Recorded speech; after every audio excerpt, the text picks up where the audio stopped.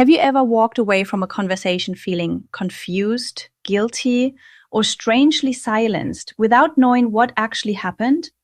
No shouting, no obvious lie, just a heavy feeling in your chest. You replay the conversation later and think, why do I feel like the bad guy? I didn't even accuse her, so why am I apologizing? How did the truth disappear? Here's the uncomfortable reality most men never learn. As long as she controls the emotional tone, she controls the truth. Tears, defensiveness, sudden anger, victim framing. None of these prove honesty. They control direction. And when you react emotionally, you give up the frame. But the moment you stop reacting to emotion and start questioning structure, everything shifts. Because lies don't survive structure. They survive chaos. They survive urgency. They survive emotional reactions. Today, I'm going to give you 6 questions that don't accuse, don't argue, and don't escalate. They do something far more powerful. They quietly remove emotional control and let the truth expose itself, not by force, by gravity. Let's start with the first one. Question number 1. Can you walk me through it step by step? This triggers what I call timeline collapse. Here's why it works. Truth comes from memory. Memory has sequence. When someone is telling the truth, they remember order, what happened first, then next, then after. A lie is different. A lie is a construction. Pieces are added where convenient. Details are skipped where risky. Emotion can hide that. Structure cannot. Watch what happens. If you ask what happened, you usually get a smooth story. It flows. It sounds convincing. It feels rehearsed. But when you say, walk me through it step by step, something changes. The middle speeds up. Transitions get fuzzy. Details disappear. They fast forward through the risky parts and slow down where they feel safe. You'll notice hesitation, not at facts, but at connections. That's the giveaway. Here's the key insight. Truth moves slowly. Lies sprint. Truth doesn't mind walking. Lies want to get to the ending fast. And notice this. You didn't accuse. You didn't challenge. You just ask for structure. And structure quietly applies pressure. Question number 2. What made you do it that way?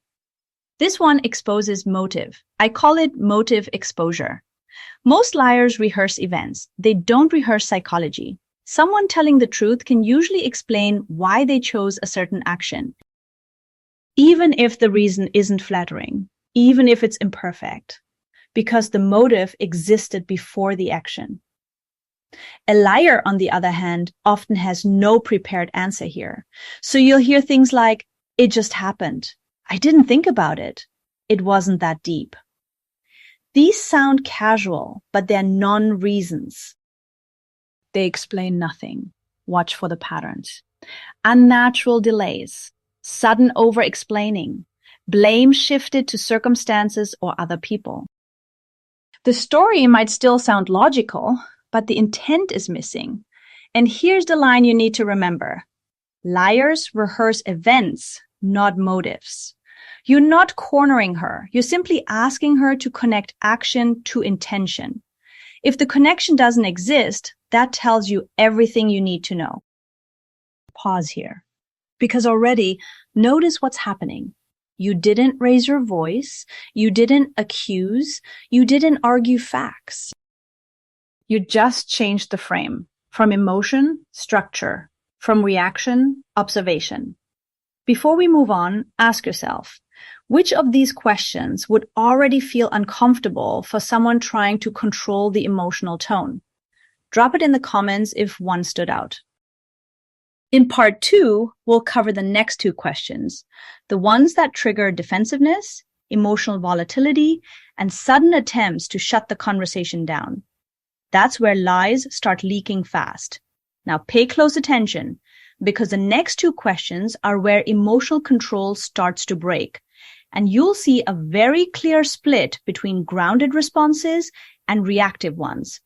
This is where people stop talking smoothly and start protecting something. Question number 3. If I ask the people involved, would their version match yours? This creates witness pressure. Here's the psychological reason this works. A lie survives best inside a private bubble. No outside reference, no third-party verification. The moment you introduce other people, you introduce variables that can't be emotionally managed. And notice, you're not saying you will ask them, you're asking whether the stories would match. That alone shifts the frame. An honest person usually stays grounded. They might say, yes, they'd say the same thing, or I'm not sure about their interpretation, but the facts would line up. A dishonest person reacts very differently. You'll hear things like, why are you starting drama? Why don't you trust me? Why are you involving other people? See what just happened? The focus shifts away from the truth and onto your character. That's not clarification. That's deflection. Watch for the patterns. Immediate defensiveness, emotional volatility, urgency to shut the conversation down. Here's the revelation. Honest women stay grounded. Lying women become reactive. Reactivity isn't proof of guilt, but it is proof that emotional control is being threatened. And that's the point. Question number 4. How long have you felt this way? This triggers emotional timeline fabrication. Real emotions leave a trail. They have history, residue, behavioral fingerprints. If someone says, I've been unhappy for months, their past behavior should reflect that. Lower affection, less future planning, emotional distance. But when the timeline is fabricated, the past doesn't support the claim. You'll hear vague answers. Just a while. Some time now. It built up. Then, mid-conversation, the story shifts. Details change. The emotional history gets flatter. The timeline becomes flexible. That's not recall. That's adjustment. Here's the insight.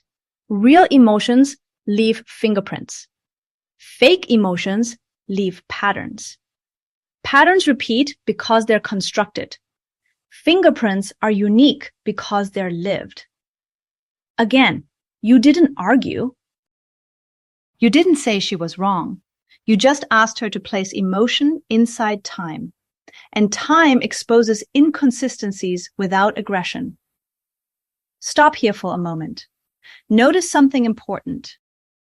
At no point did you try to win. You didn't pressure, you didn't interrogate, you simply removed emotional leverage. And when leverage disappears, truth either stabilizes or scrambles. Ask yourself honestly, which of these questions would make someone suddenly emotional, defensive, or urgent to end the conversation? Put it in the comments if you're seeing the pattern. In part 3, we'll cover the final 2 questions, the ones that reveal intent and collapse edited truths without confrontation. That's where lies stop running. This is where lies stop hiding. Because the last 2 questions don't pressure facts, they pressure intent and omission. And intent is where emotional control usually lives. Question number 5. What did you think I'd say or do when you told me? This triggers intent revelation. Here's why this question is so powerful. Someone telling the truth doesn't need to predict your reaction. They're not managing outcomes.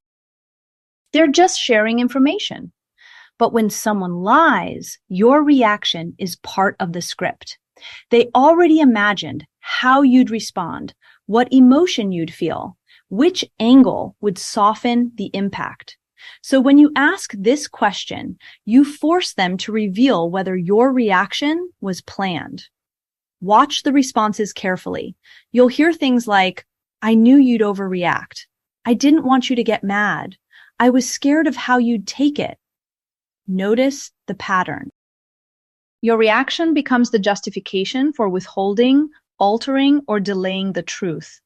That's not honesty, that's strategy. And here's the twist.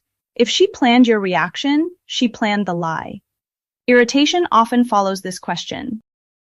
So does deflection, because now the emotional narrative collapses and intent is exposed. Question number 6. Is there anything you left out that you think I should know? This causes edited truth breakdown. Most lies aren't complete fabrications. They're edited truths. Certain details are removed. Certain connections are skipped. This question quietly forces a full internal review. They have to scan the entire story again and face the gaps. Here's what to watch for. Sudden silence, visible hesitation, discomfort with a pause. That pause isn't memory, it's decision. You might hear, "Oh, I forgot to mention, there's one more thing." And suddenly, the story grows. That's not clarification, that's compression releasing. Here's the key insight. Lies don't collapse when attacked. They collapse when escape routes are removed. You didn't accuse, you didn't demand, you just removed the exits. This was never about catching her in a lie. You don't need volume. You don't need anger. You don't need emotional dominance. You need the right questions. You're not controlling her. You're controlling the frame. Emotion tries to pull you into reaction. Structure keeps you grounded in observation. And observation reveals everything. Quick recap, the 6 questions. Timeline, motive, witness, emotional history, anticipated reaction, omitted details. Each one shifts control from emotion to structure. The truth isn't dragged out. It's accidentally revealed when structure replaces emotion. Stay neutral. Don't argue. Watch responses, not words. Let the answers reveal themselves. Which question would make someone uncomfortable the fastest? Drop it in the comments. If you've ever been spun emotionally, hit like. If you know someone who suspects something but doesn't know how to ask, share this with them. And if you want clarity instead of chaos, subscribe. Because emotional control only works when structure is missing.